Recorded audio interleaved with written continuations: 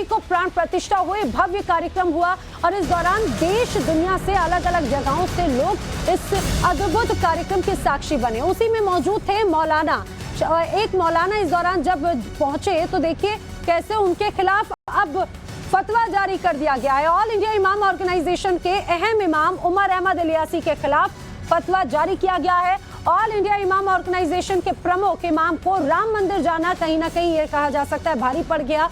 ये तस्वीर उनकी आई है नजर और आपको याद होगा कि जब भव्य राम मंदिर का यहाँ पर प्राण प्रतिष्ठा हो रही थी तो इस दौरान तमाम महामंडलेश्वर और तमाम धर्मगुरुओं के साथ में जो ये भी मौजूद थे और अब उनके खिलाफ फतवा जारी किया गया है। कुछ लोग कैसे उनके खिलाफ अब जहर उगल रखे हैं, सुनिए।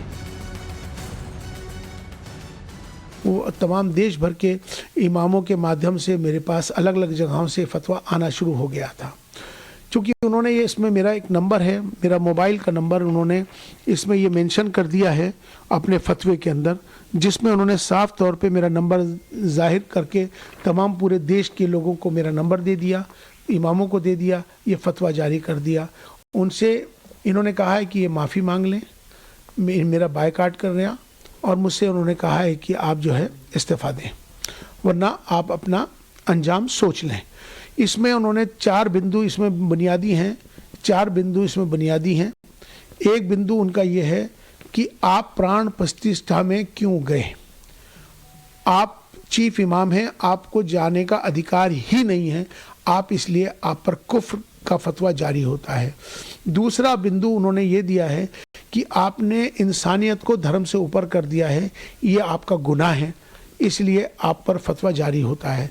तीसरा गुनाह यह है कि आपने धर्म से ऊपर उठकर आपने कहा है कि राष्ट्र सर्वोपरि है, देश को आपने ऊपर बना दिया है, इसलिए आप भी इस फतवे के लिहाज से आप खारिज हो गए। लिहाजा अब आप पर कुफ्र का फतवा जारी कर दिया गया है। ये भारत है, ये सनातन भारत है। इस भारत में हमेशा से सर्वधर्म समभाव की बात है, यहाँ एकता अखंडता की बात है, अनेकता में एकता की बात है। अगर उनको मेरे इस पैगाम मोहब्बत से तकलीफ़ है, मेरा विरोध कर रहे हैं, तो उनको मुझे लगता है कि अगर मैं राष्ट्र के साथ, देश के साथ अगर प्रेम कर रहा हूँ, मेरा ये दोष है कि मैं अपने देश से प्रेम करता हूँ, मेरा इसलिए विरोध कर रहे हैं, तो मुझे लगता है कि शायद उनको पाकिस्तान चला जाना चाहिए। मौलाना उमर अहमद इलियासी को इस्लामी कट्टरपंथी किस तरह से लगातार निशाना बना रहे हैं वो आपने सुना और इस दौरान जब वो मंदिर के इस कार्यक्रम में शामिल हुए तो निशाने पर आ चुके हैं। गौरव श्रीवास्तव इस समय हमारे साथ में मौजूद हैं। गौरव, अब ये कहा जाए एक एक करके तमाम कट्टरपंथी कैसे अब मौलाना उमर अहमद इलियासी के खिलाफ जहर उगल रखे हैं, ये उन लोगों को बिल्कुल नागवार गुजरा है कि कैसे ये मौलाना उस मंदिर के इस भव्य कार्यक्रम में पहुंचकर सौहार्द का कहीं ना कहीं जो है उदाहरण दे रखे हैं।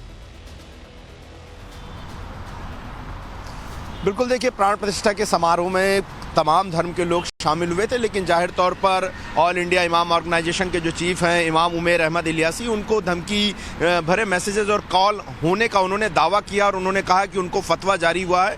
और इमाम उमर अहमद इलियासी वही हैं जो तकरीबन 1.5 साल पहले जो है वो संघ प्रमुख मोहन भागवत से मिले थे और उन्हें राष्ट्रपिता तक उन्होंने करार दे दिया था और उनकी काफ़ी करीबी भी रही है। और उसके बाद भी उन्हें इस तरह के धमकी भरे मैसेजेस और कॉल आए थे और उसके बाद उन्हें जो है सुरक्षा भी प्रदान की गई थी। लेकिन जिस तरीके से जाहिर तौर पर एक फतवा जिसे कहीं ना कहीं मुस्लिम समाज ने अब बिल्कुल दरकिनार कर दिया गया, अभी भी कुछ इस तरह के मुल्ला मौलाना हैं जो इस तरह के फतवा जारी करके अपने को खबरों में बनाए रखने की कोशिश करते हैं। और जाहिर तौर पर इस तरह के फतवे जो कि किसी के प्राण प्रतिष्ठा या किसी धार्मिक समारोह में शामिल होने के लिए दिए जाएं, वो जाहिर तौर पर जिनका कोई अस्तित्व नहीं और उन्हें समाज पूरी तरह से नकारता है। और यही वजह है कि न सिर्फ मुस्लिम धर्म बल्कि हर धर्मों के लोग जो हैं वो प्राण प्रतिष्ठा समारोह में इस तरह की रूढ़िवादियों को दरकिनार करके उसमें शामिल हुए थे।